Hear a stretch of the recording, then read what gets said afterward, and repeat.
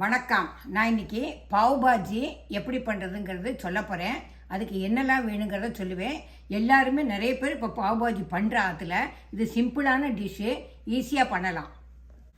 பாவ் பாஜி பண்ணுறதுக்கு முதல்ல நான் தக்காளி 2 தக்காளி அதை அரைச்சி பியூரியாக எடுத்து வச்சுருக்கேன். அதுக்கப்புறம் பட்டாணி, காலிஃப்ளவர், பீன்ஸு, கேரட்டு, வெங்காயம், கலர்டு குடமிளகா, இது பூண்டு, பச்சை மிளகா, இது மிளகா வத்தல், இது 3ஐயும் சேர்த்து அரைக்கணும். உருளைக்கிழங்கு, அப்புறம் தனியா powder, jeera powder, Kashmiri chilli, இது பாவ் பாஜி மசாலா, இது கொத்தமல்லி, இது சில்லி பவுடர், இது மஞ்சப்பொடி, உப்பு, பாவ், இது இது சால்டட் பட்டர், இது கஸ்தூரி மெத்தி, அப்புறம் எண்ணெய். இவ்வளோ வேணும் இதுக்கு. இப்போ அடுப்பு கேஸை ஆன் பண்ணிட்டு குக்கர் வச்சுருக்கேன், சின்ன குக்கர் வச்சுருக்கேன். அதில் வெங்காயம், குடமிளகாய் தவிர மிச்சம் எல்லா காய்கறியும் போட்டிருக்கேன். அதில் உப்பும் மஞ்சப்பொடியும் போட்டு குக்கரை மூடுறேன். இதை விசில் போட்டுட்டு ஒரு விசில் வந்தால் போதும், அப்புறம் அரைச்சிடலாம். நான் அடுப்பில் ஒரு தவா வச்சுருக்கேன். தவா சூடாகிடுத்தோம். இப்போ நான் பட்டரும் எண்ணெயும் சேர்ந்து கலந்து வச்சுருக்கேன். இது பட்டர் கொஞ்சம் மெல்ட் ஆனோன்னா ஃபஸ்ட்டு வெங்காயம் போட போகிறேன். மெல்ட் ஆகிடுச்சு. நான் இப்போ வெங்காயத்தை போட்டுருக்கேன். அது வெங்காயம் கொஞ்சம் நல்லா கொஞ்சம் வதங்கினதுக்கப்புறம் நான் அடுத்த தக்காளி போட போகிறேன். வெங்காயம் கொஞ்சம் வதங்கி விட்டு நான் இப்போ தக்காளி அரைச்சி வச்சுருக்கேன் மத்தியில் அதை போட போகிறேன். நான் இதுக்கு அடுத்தது குடமிளகா, எல்லா கலர் குடமிளகா கட் பண்ணியிருக்கேன், அதை போட போகிறேன். குடமிளகாலாம் போட்டிருக்கேன், அதெல்லாம் வதங்கின்னு இருக்கேன். இதில் தக்காளி கொஞ்சம் கலராக இல்லைன்னா நீங்கள் பீட்ரூட்டை கட் பண்ணி போட்டால் கூட அது நல்ல கலர் வந்துடும். இல்லைன்னா டொமேட்டோ பியூரின்னு கடையில் கிடைக்கிறது, அதை வாங்கி போட்டால் கூட நல்ல கலர் வரும். பவுலில் தண்ணி எடுத்துகிட்டு இருக்கேன். இப்போ மசாலாலாம் எல்லாத்தையும் போட போகிறேன். தனியா powder, jeera powder, Kashmiri chilli powder இது போடுறேன்.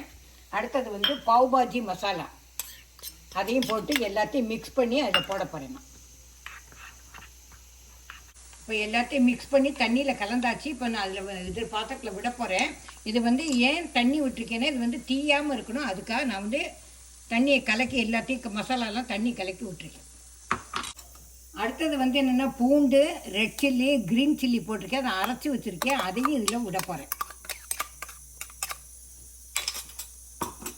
தக்காளி வெங்காயம்லாம் நல்லா வதங்கியாச்சு. இப்போ நான் அதில் கொஞ்சம் உப்பு போடுறேன்.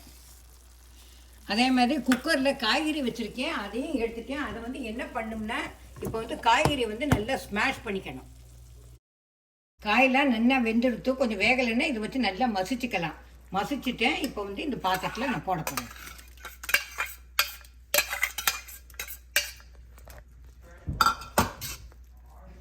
காய்கறி எல்லா காய்கறியும் போட்டாச்சு. இப்போ லாஸ்ட்டில் நான் என்னென்னா கஸ்தூரி மெத்தி எடுத்து அதை கொஞ்சம் கையால் கசக்கிட்டும் அதை சுற்றி வர போட்டுட்டும் கொத்தமல்லி கட் பண்ணி வச்சுருக்கேன். அந்த கொத்தமல்லியும் போடணும். அப்படியே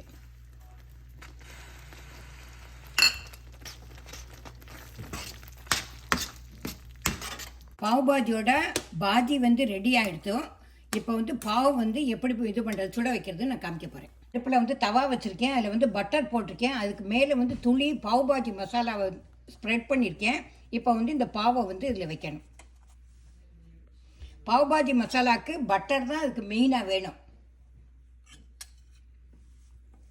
பாவ் பாஜி ரெடி ஆகிடுத்தோம். நான் பாவ் தனியாக வச்சுருக்கேன், பாஜியை தனியாக வச்சுருக்கேன். அதில் மேலே கொஞ்சம் வெங்காயமும் பட்டரும் போட்டிருக்கேன். பட்டரும் போட்டு சாப்பிட்டா ரொம்ப நல்லாயிருக்கும். எலுமிச்சம்பழம் வேணும்னா அதை கொஞ்சம் புரிஞ்சுக்கலாம். சாப்பிட்டு பார்த்து எப்படி இருக்குங்கிறதுக்கு லைக் பண்ணுங்க, ஷேர் பண்ணுங்க, சப்ஸ்கிரைப் பண்ணுங்க. அதோட டேஸ்ட் எப்படி இருக்குங்கிறது கமெண்ட் பண்ணுங்க. உங்களோட பதிலை ஆவலோடு எதிர்பார்த்துட்டுருக்கேன். Tata, bye bye.